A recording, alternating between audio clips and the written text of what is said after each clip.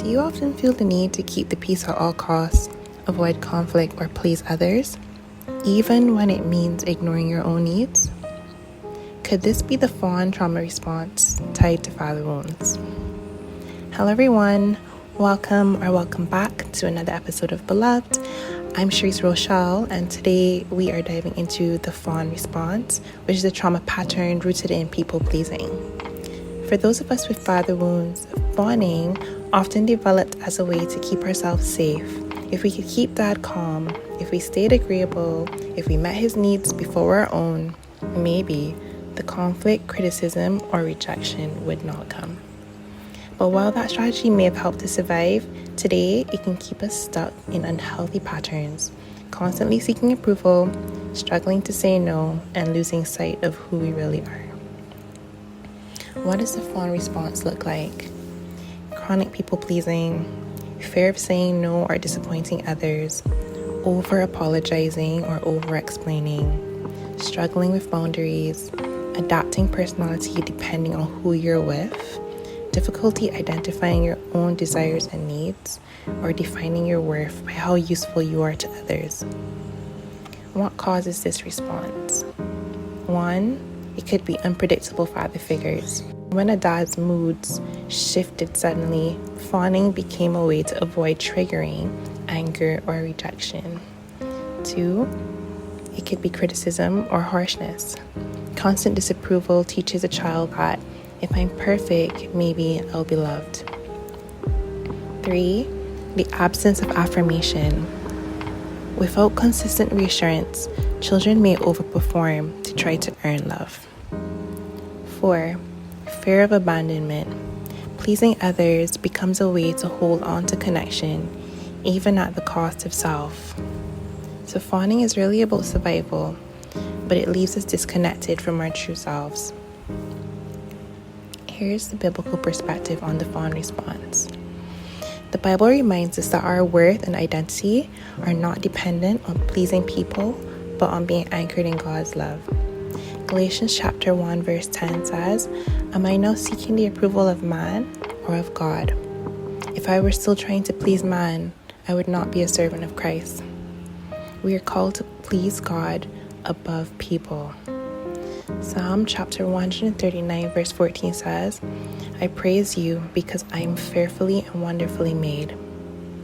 God's love affirms us as we are, not as who we perform to be. And Matthew chapter 5 verse 37 says, "Let your yes be yes and your no, no."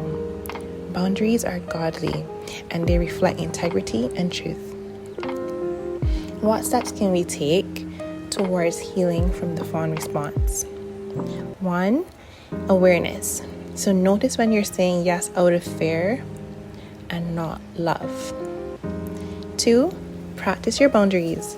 Start with small, firm no's, even when it feels uncomfortable. 3, reconnect with yourself. I always recommend journaling, praying, or reflecting on what you actually want or need. 4, affirm your identity in Christ. So remember that your value is not based on your usefulness, but on being God's beloved child. And 5, safe relationships. So surround yourself with people who respect your boundaries and affirm your worth.